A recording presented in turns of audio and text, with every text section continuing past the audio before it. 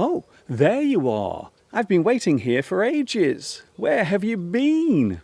Welcome to another full English lesson with me, Mr. Duncan, coming to you from the birthplace of Johnny Rotten, Phil Collins, Billy Idol, Ringo Starr, and of course the English language. I love English so much. I might actually marry it one day. Mr. and Mrs. English. We will be the most elegant guests at the ball. I can see it all now. What a wonderful feeling.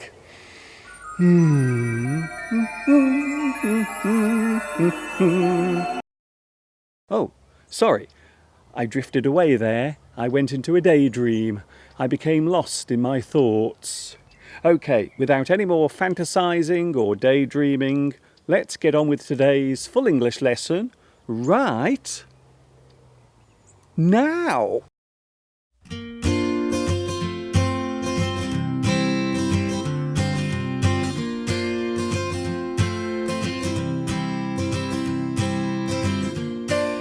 Do you ever find yourself being pedantic? Have you ever met a person who has a pedantic character? The word pedantic is an adjective that describes a person who is excessively concerned with minor details. A person who always obsesses with the minor points of a conversation and insists on correcting small mistakes made during the exchange of ideas or information is pedantic. The person being pedantic can be described as a pedant. This person cannot resist pulling someone up on a minor error or mistake. I enjoyed your essay, however, you said historical instead of historic, which is incorrect. You might feel that the person telling you this is being pedantic. On social media, you might see someone comment on another person's grammar mistake. You wrote there instead of the possessive there in your comment. What a pedantic thing to write. A pedantic person might be described as a nitpicker, fault finder, hair splitter, sophist. They are being finicky. The word pedant derives from pedagogos, which refers to a slave who would accompany a child to school. A strict teacher might also be described as a pedagogue. Their teaching methods are methodical and pedantic.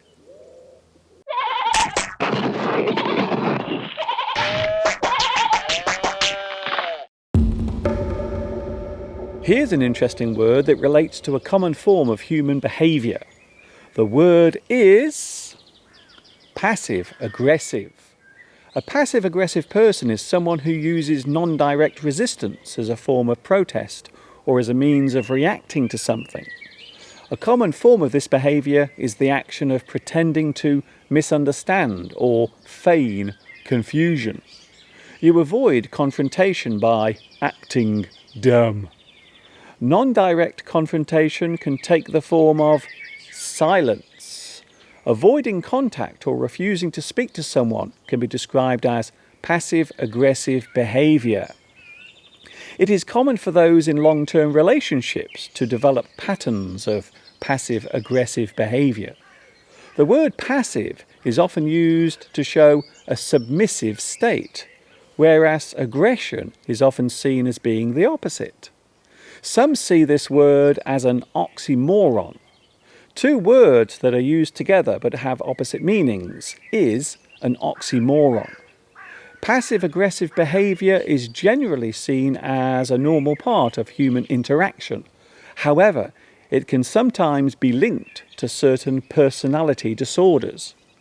To avoid responsibility or conflict in a non-compliant way can be described as passive-aggressive behaviour.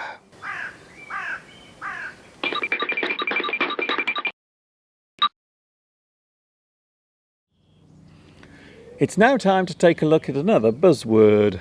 A buzzword is a word or phrase that is used often during a certain period of time. Today's buzzword is tariff. The word tariff can be used as a noun or verb. As a noun, the word tariff is a form of taxation or charge which is added to the sale of goods imported from overseas. If China wants to sell their goods to the USA, then they will have to pay tariffs on what they export. The amount of each tariff depends on what types of goods are being sold. High-end or expensive items tend to have a very high tariff attached to them. Luxury items such as cars and valuable commodities sold overseas, such as oil and steel, often carry heavy tariffs. The charge is added as a way of collecting the lost revenue which would otherwise be generated domestically. As a verb, tariff is the action of putting the charge in place.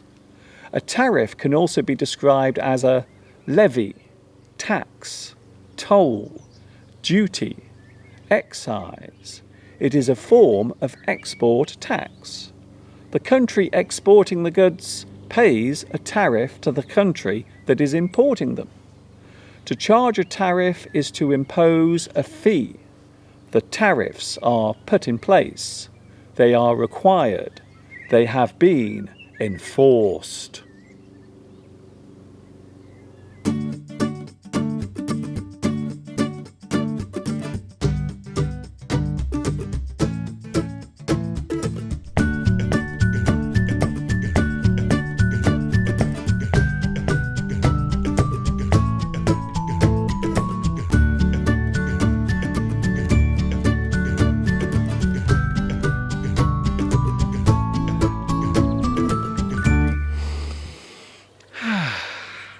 Do you like my garden?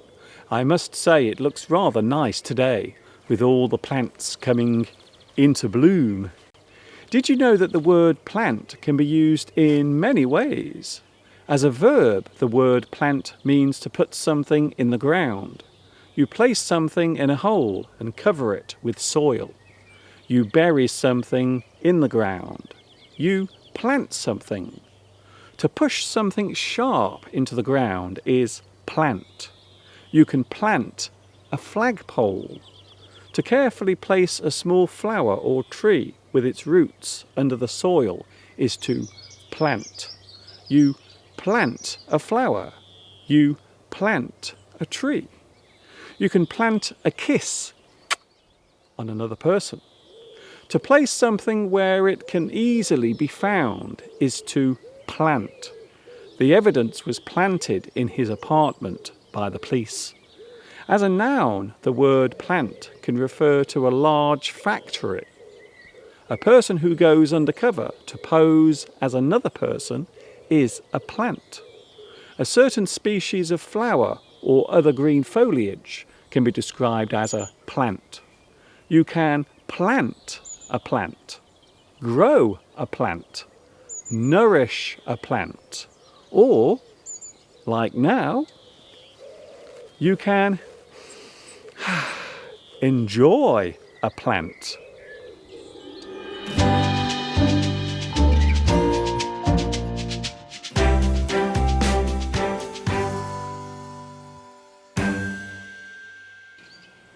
Wow, I can't believe it. We've reached the end of another full English lesson. Did you enjoy it? I hope so. Don't forget to subscribe to my YouTube channel, and I hope you will join me again very soon for another in-depth and close-up look at the English language. This is Mr. Duncan in the birthplace of English, that is of course England, saying thanks for watching, and of course until next time, ta-ta for now.